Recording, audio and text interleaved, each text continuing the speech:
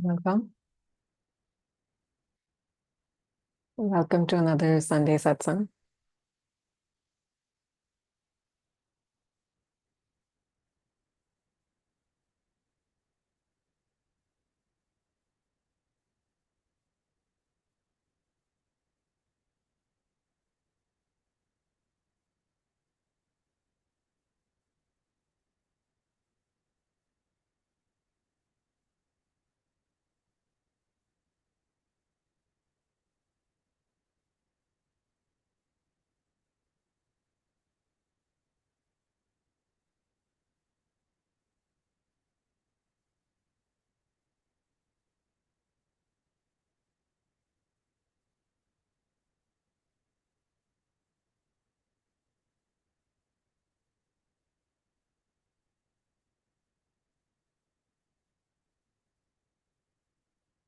In this realm of flow of life that we live as individuals, as people, as a person, since the very beginning of conscious processing of life and concepts and how it works and the learnings that are imbibed looking at our environment or from our parents, from the society, from friends, teachers. One of the very deep imprint in many of those underlying lessons, whether it's a direct lesson from another human being or an event or whatnot, or if it's implied, either way, this concept or this belief is deeply imprinted on us as human beings, is the belief of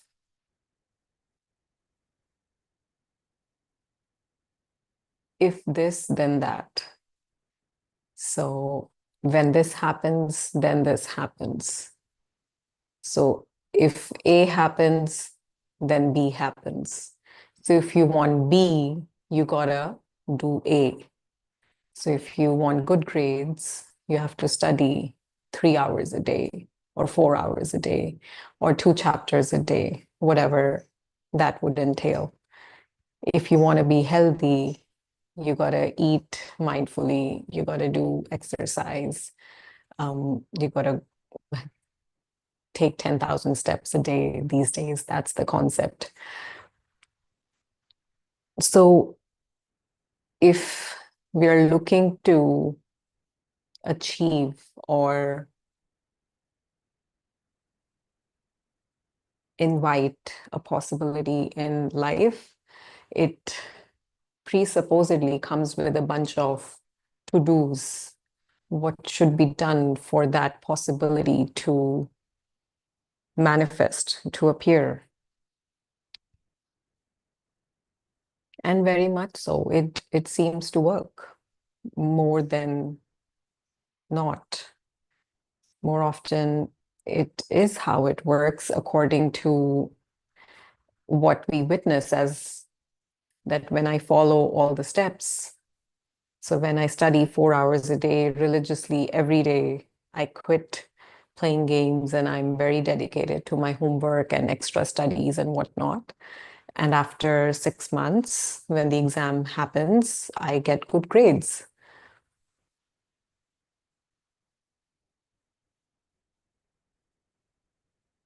What happens with this reinforcement again and again is there's this deep-rooted belief that to get something, we need to do something. So there needs to be an effort. There needs to be hard work. There needs to be intention, motivation, and then a plan, and then the efforts that lead to the deliverable, which is the goal. And in the world that we live in, how it is designed, more often than not, it works. However, sometimes we may come to see that even when we follow all the to-dos, the outcome does not manifest the goal that was in mind based on which we did all the to-dos.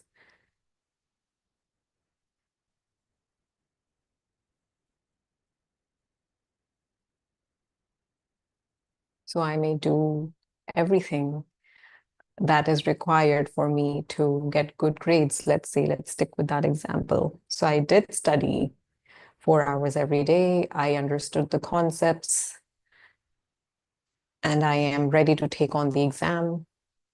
And when the exam day comes, I fall sick. I'm unable to take the exam, or I have a headache and I go to the exam and I blank out. I'm not able to remember the answers, which were so clearly there in my head a day before. Or I read the question in a way that I think I answered correctly, but I missed a point in the question that led me to answer incorrectly. Or I answered one page of the question paper and I totally didn't realize that there's another side to the question paper. So I miss half of the question paper just because I didn't realize that I need to turn the page. There probably are more questions at the back.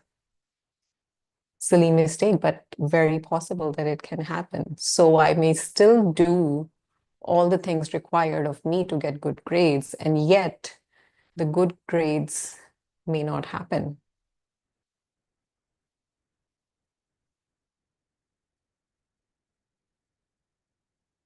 But more often than not, it happens.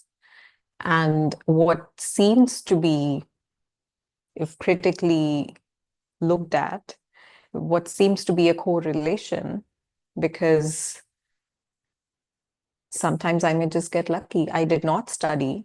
I only studied, let's say, half of the syllabus before the exam. And when the exam paper comes, the questions are somehow from what I studied. And I end up answering everything correctly, even though I didn't study that well. I did not expect to know everything on the question paper. So what seems to be a correlation between what we need to do in order to get something, it is mistaken as causality. It is mistaken as that if I do not do this, this will never happen, this cannot happen, or otherwise that because I'm doing all of this, this has to happen. How dare it doesn't happen?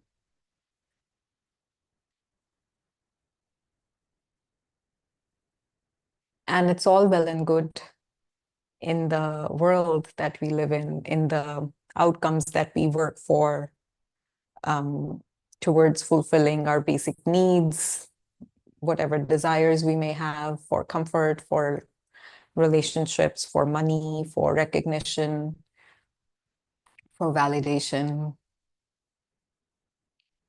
We seem to put in efforts in the hope, in the expectation that the outcome will be delivered in my favor.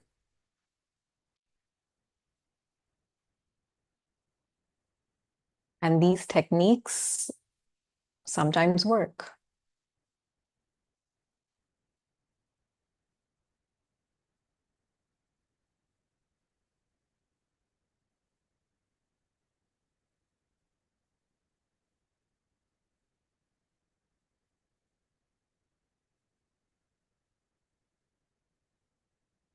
That's why there are books written on discipline and self-help concepts, positive thinking, action-oriented attitudes, etc., etc., because they seem to work towards the goal of whatever our goal is.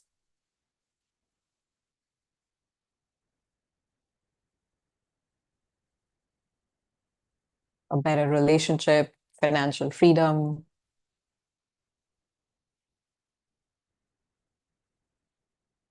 a healthier lifestyle, physical health, mental or emotional health, whatever the goal seems to be. There are a bunch of frameworks, to-dos, concepts that can be followed that may or may not lead to the outcome. In the realm of seeking, when the focus turns inward in the quest of self-realization, in the quest of understanding oneself, understanding suffering, and perhaps eventually the end of suffering, the falling away of suffering. In that quest, the same belief, the same deep-rooted imprint that effort needs to be made to get the outcome, that same agenda is applied in the seeking, whether we realize it or not. We seem to meditate, we seem to chant, we seem to follow different practices, even sit in satsang with the expectation that the suffering will fall away or self-realization will happen.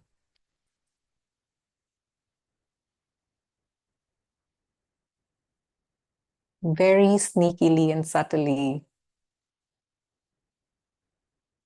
we enforce different to-dos, different kinds of effort on ourselves, believing that it has to deliver enlightenment.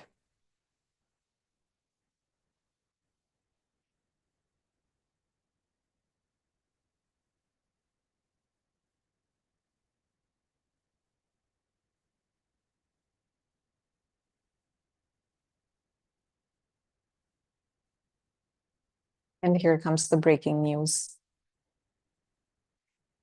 Nothing can lead to enlightenment. Nothing can lead to end of suffering.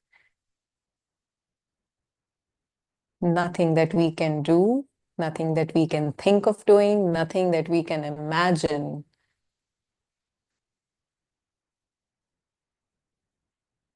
can lead to self-realization.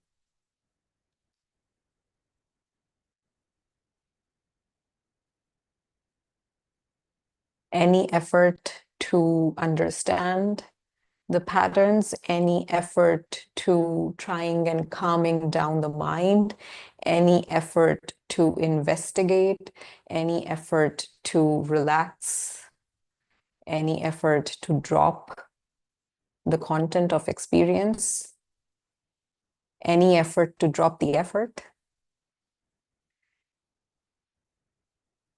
is not going to lead there.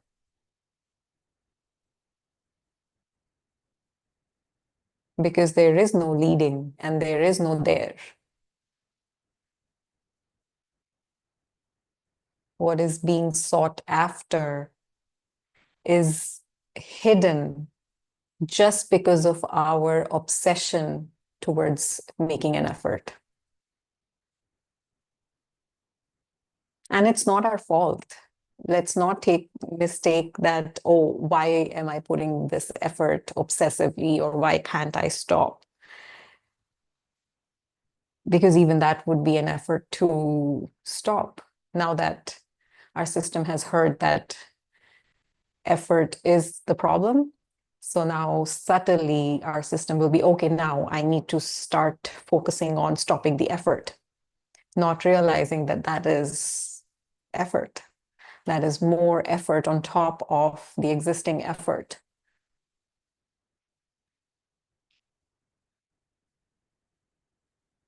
And that is why the concepts and the pointers like there is no goal, there is nowhere to get. However, it cannot get more accurate than that in language. And yet, the very intention behind repeating these words is to strip naked the very intensity with which we are seeking. the very obsession towards the goal that is enlightenment.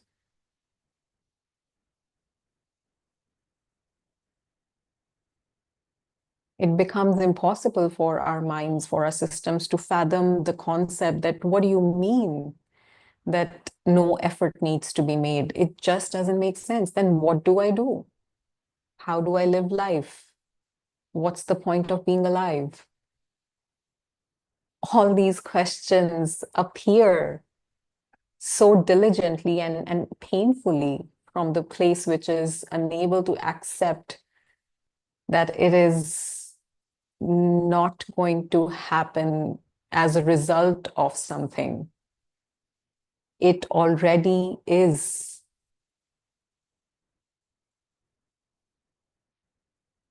Within which the intensity, the obsession of effort is appearing.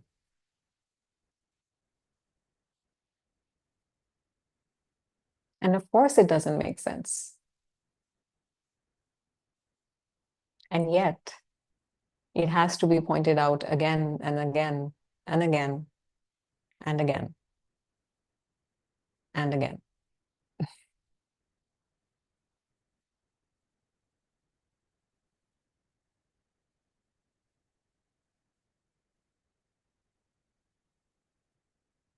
The moment it lands, it is confirmed that no effort can make the landing happen. It either happens or it doesn't happen. And there's nothing personal about it. I'm not failing if it's not landing, and I'm not succeeding if it lands. The concept of succeeding and failing also is derived from the very drive to make an effort, to have this sense of doership, that I can do something to achieve an outcome that I'm attached to, that I put my mind on.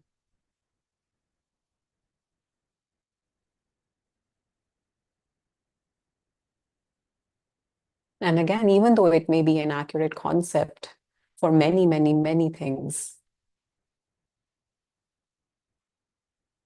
the same concept subconsciously working towards the outcome of self-realization is the very counterproductive mechanism that needs to be seen through or needs to fall away.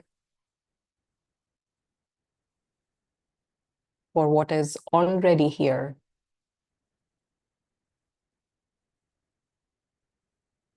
to reveal itself. And not that if it doesn't fall away, it that is already here cannot reveal itself. It is already shining through, within and throughout every effort.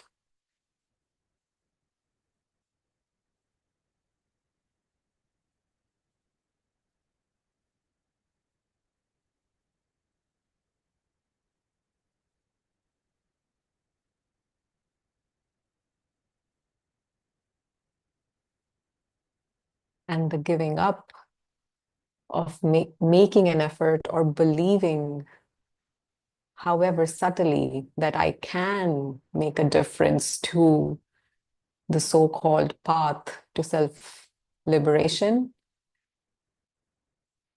the giving up of this narrative, this belief, is surrender.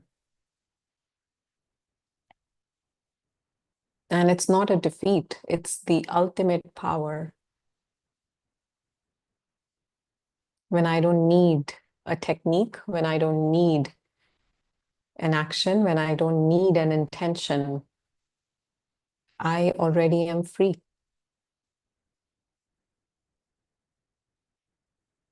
And that is really what I am gathering all my techniques and efforts to realize, the freedom that I already am.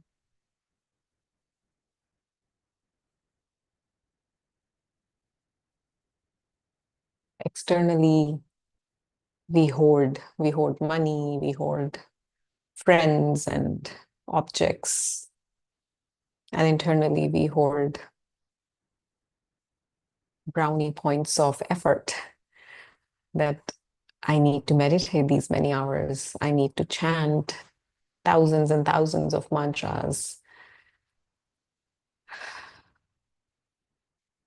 I need to process and process and process stuck emotions in the body.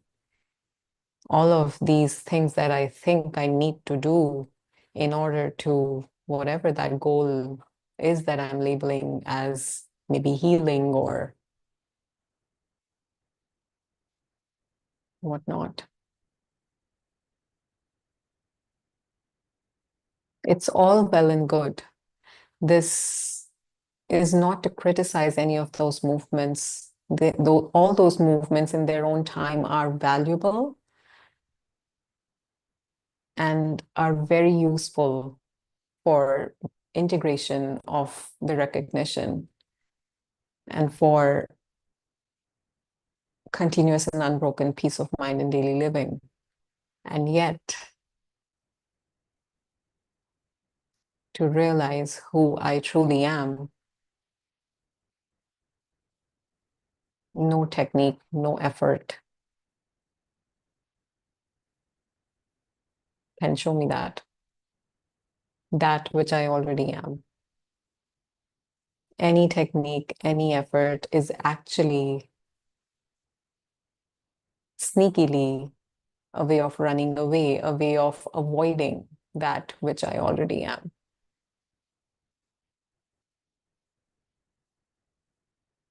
And now, what do I do about this running away? Do I run behind it and try to catch it? No, that's just more running because that's just more effort, because that's just another form of still believing that I can make a difference. I can really contribute to this seeking process in a way that it can lead to self-realization.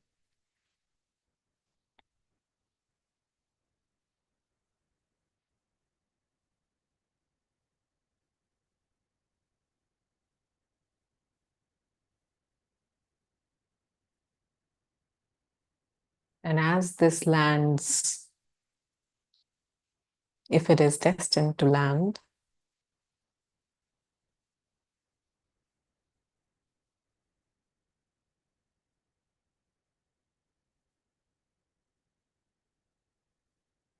there can be a movement of just letting go or letting be, whether there is suffering, whether there is pain or pleasure in life. There can be this calming down in the system in a way that it realizes that I don't need to fight because the fighting is not helping. I don't need to fix because the fixing does not happen from that level. It is just more stuff. It is just more suffering. That intensity with which I feel like wanting to fix something. What if that intensity, that feeling were absent? Can the fixing still happen? Of course, and probably more productively,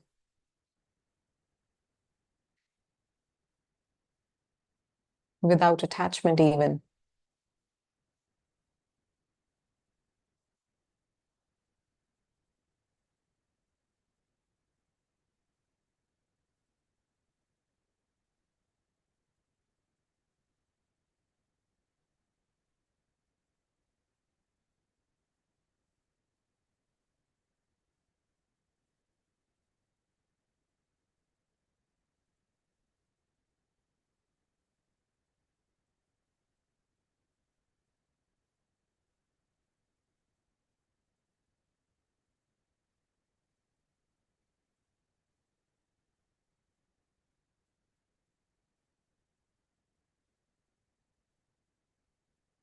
What happens to the seeker when the seeker really listens to the concept, to the pointer that it cannot do or not do anything at all that will help it realize whatever it is seeking. It is just more perpetual seeking.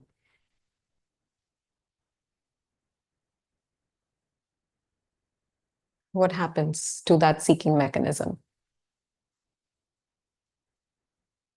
There is a chance that it will go berserk.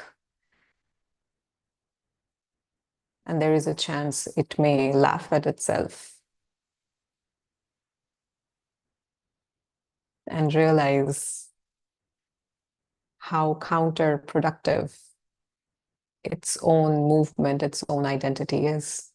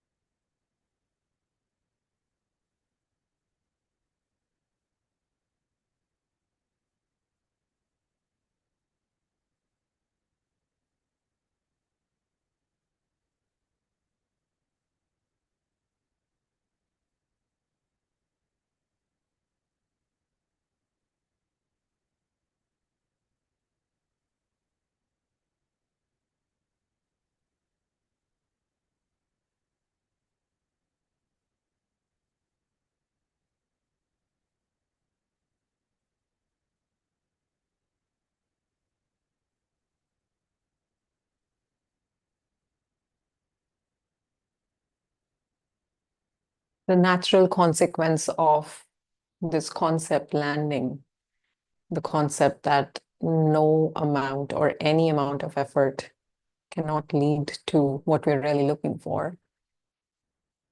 Its natural consequence is this baseline of acceptance, acceptance towards whatever is in the flow of life, within and without, in the content of experience.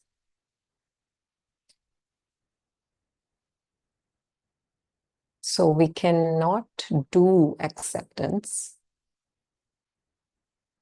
Acceptance may happen as the system realizes experientially over and over again until it is the very baseline of its existence that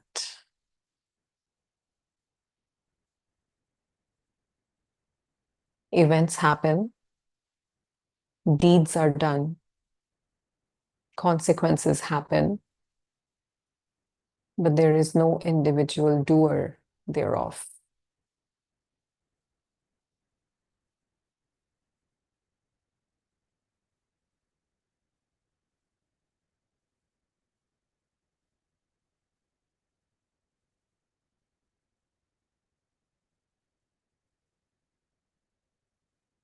Doing happens with or without a certain intention, and the outcome is not in our control. The outcome is whatever it is, sometimes according to what we wanted, sometimes according to what we did not want at all, and sometimes much more than what we wanted, and sometimes much worse. And when the outcome is out of my control, so what am I rejecting and why am I rejecting? Because I'm not leading, I'm not doing anything that's contributing to manipulate or implement or manifest a certain outcome. So then what's there to control and what's there to make an effort for existentially? When we talk about what's there to make an effort for, that doesn't mean that I stop moving my hands or stop going for my job and buying groceries and cooking food. Existentially, attitudinally, that movement of the outcome needing to be my way, and then having this subconscious or even unconscious drive to make an effort to make the outcome happen for my favor so that I can be happy.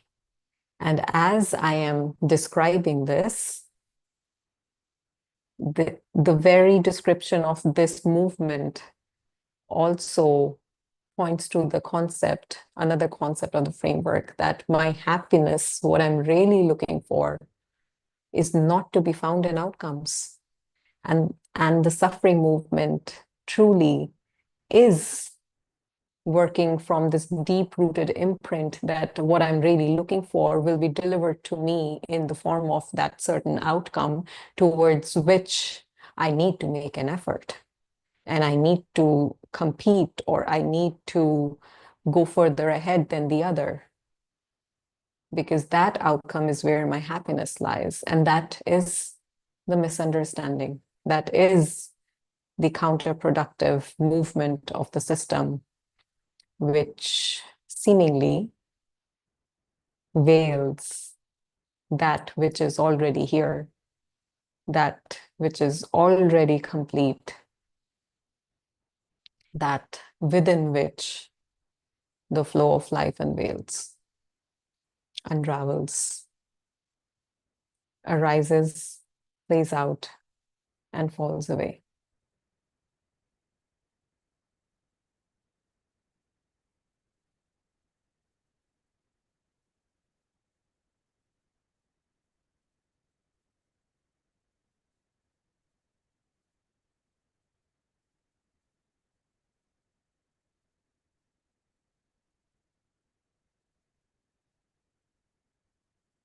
And the moment these concepts and this description is taken on as something that, oh, I get it now, so I better act in that way, or I better think that way, or I better reject that kind of thinking. All of that is again getting back into the loop of making an effort towards a seeming outcome, which is again attachment to outcome.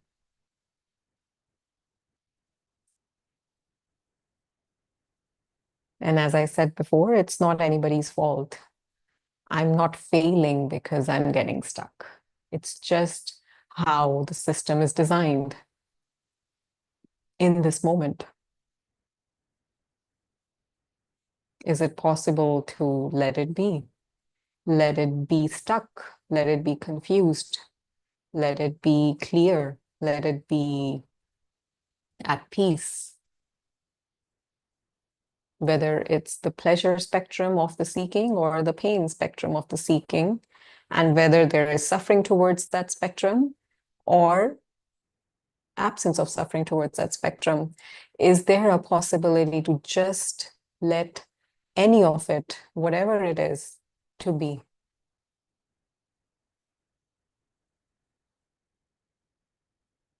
Is it possible to really see that whatever is going on, whether I feel like I'm progressing on the path or whether I feel like I've lost and I've completely fallen off the path, is it possible to not take the former happening as an addition to who I am, or the latter happening as something being taken away from who I am?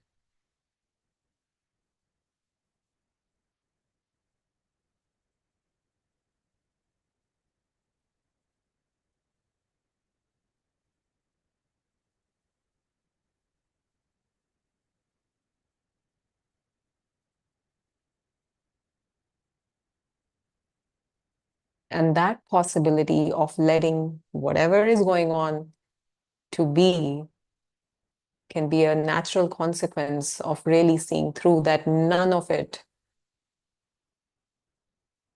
is who I am. And all of it is within what I am. what already is. So whether there seems to be progress or falling away or feeling lost or stepping back many steps on the path, it's all arising impersonally within that which I am already.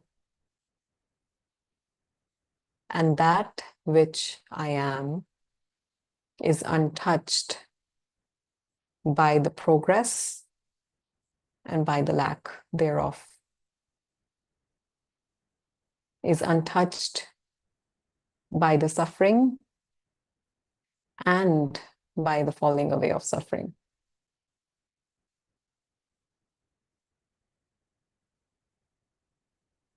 Is untouched by any outcome, however pleasurable or however painful it may be.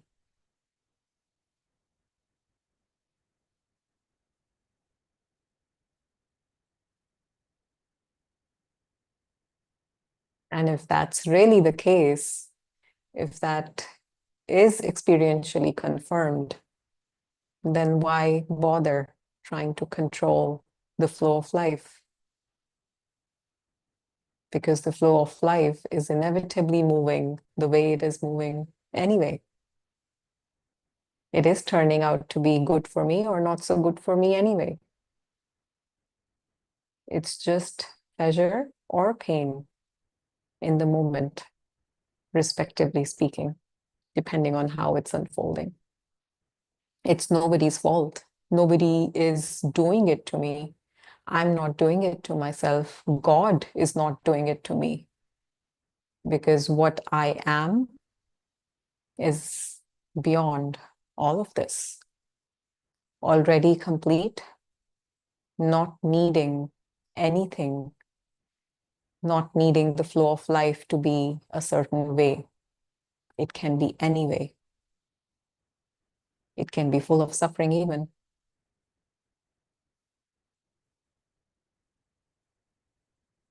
And that is the beginning to the freedom from suffering, when I am okay to suffer. Not as a technique, thinking that, oh, if I become okay with suffering, that means the suffering will start falling away. No, not that way. But really, honestly, just letting whatever is unfolding be.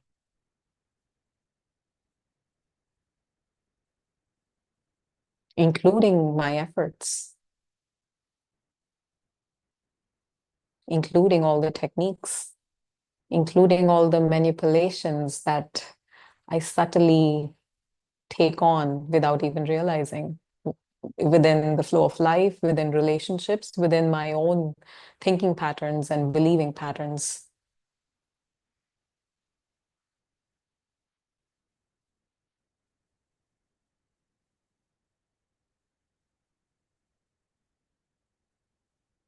And that letting be is falling away of resistance.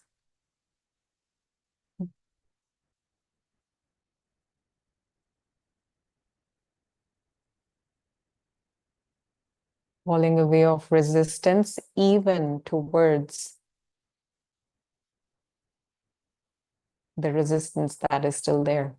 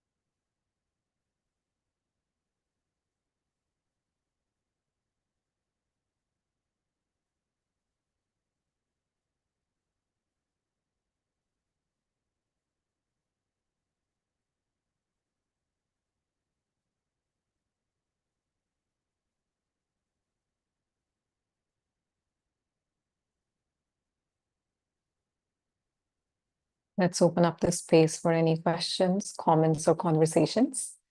Feel free to raise your electronic hand on Zoom if there's anything you feel to share. And as I love when Roger points out many times, and I feel to repeat that pointer here, whatever is shared is merely a description of what may happen and not a prescription as something that we need to do.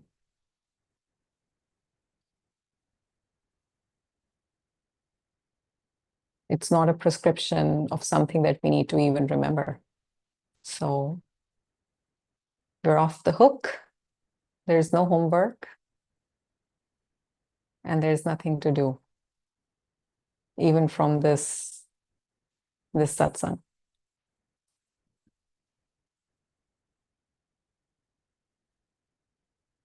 Franco.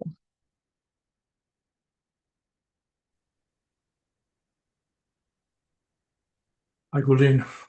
Hello, Ranko. How's it going? Very well, Corinne. And you? Good, good. Can't complain. Thanks, man. Yeah, this seeking business, this self-realization business is actually a very funny business. I remember one day, maybe a few days ago, I lost my glasses, this one, and I started to look for them all over the place. And after 5 minutes, I realized they're actually here. So seeking is the same thing, actually. You are seeking for the most obvious thing in the whole world. And somehow we manage to forget what we are seeking, actually. And we hear somewhere that there is self-realization. So we spend like 30, 35, 50 years in seeking our glasses, which are actually on our nose. Going to some very exotical places like India, maybe somebody there will tell us that your glasses are on your nose. And I think when seeker is starting to get there actually and realize that he spent his whole life just, this ridiculous search, I think that will be a shock, a total shock for the system. And it's amazing. It's amazing. It's so funny, so ridiculous in a way, and it is just there, all the time. So that is your job, to tap us on the shoulder and look, your glasses are in your nose. Yeah, you put it so aptly. That's why it's called a tragic joke. So, and it has to happen. It has to happen. It's destined and it's inevitable to be like this. And you're right, when the moment of unveiling, it is clear all throughout that this already has been always. And all of the search really was the play that had to go on and was going on all around within this, within what I am, or what I was looking for, whatever this search was looking for. And yes, it is funny and it is tragic at the same time. But nothing personal. Yeah, yeah. We have to go through that process, yeah. Yes, yes. That reminds me of a story of Buddha. When Buddha got enlightened, someone from his kingdom found where he is in the jungle and was invited to visit the kingdom again. So he returned to meet his father, his mother, his wife, his son, and then there was this story where he entered his old room, which he ran away from in the middle of the night.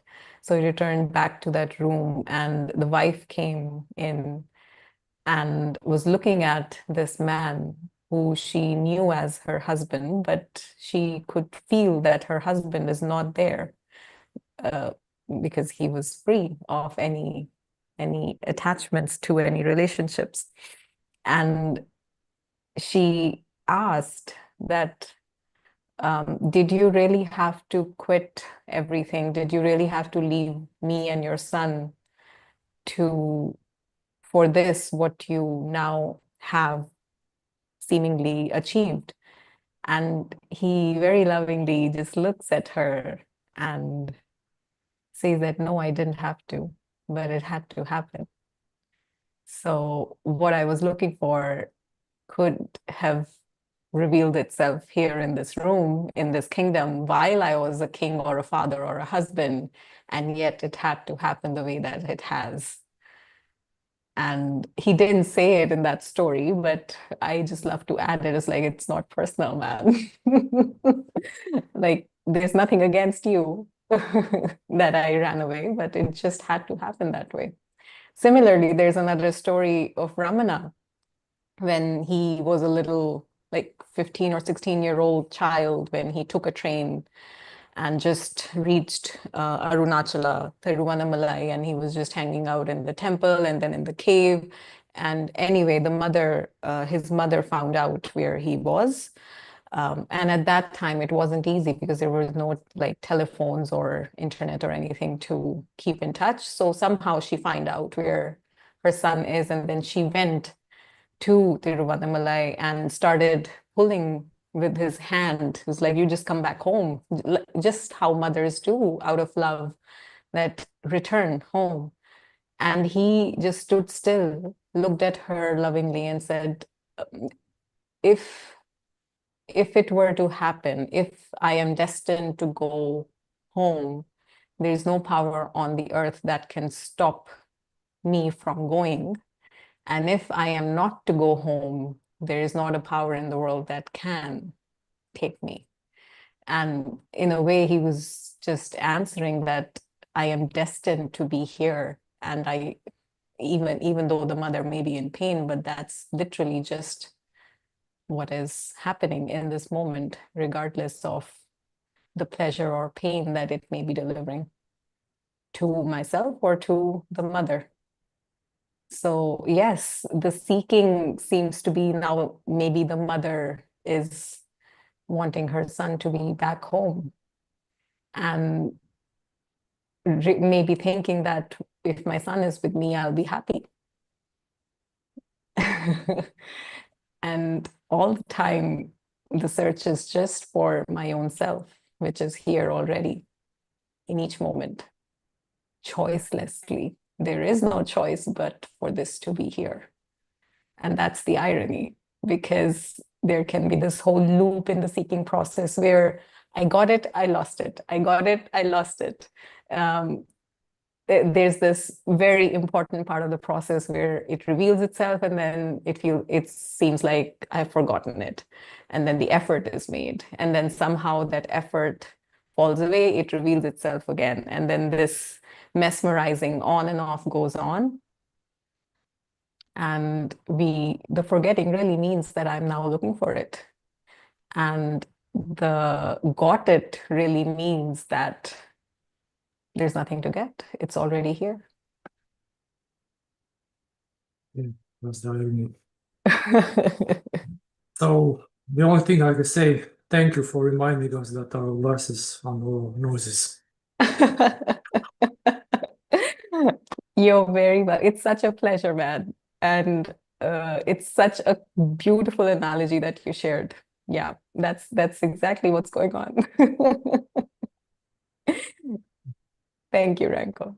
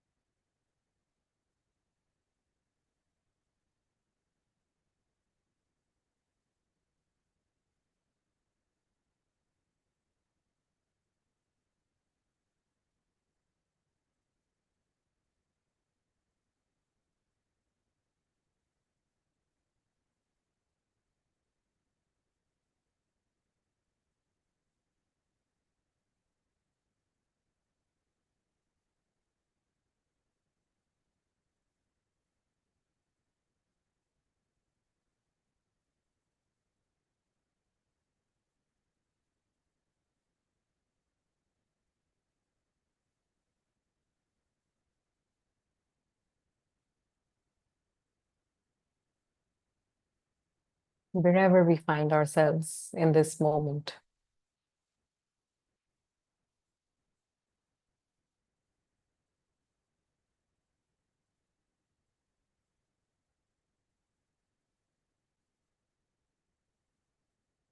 Is exactly where we are,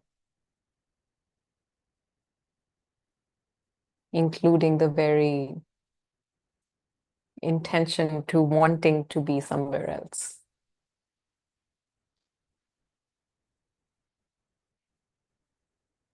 And it's okay. It's all okay. Because that's how it's designed to be in this moment. Nothing's wrong. And nothing's either right. It is what it is. Choicelessly. Including the choices that are being made or that are being avoided.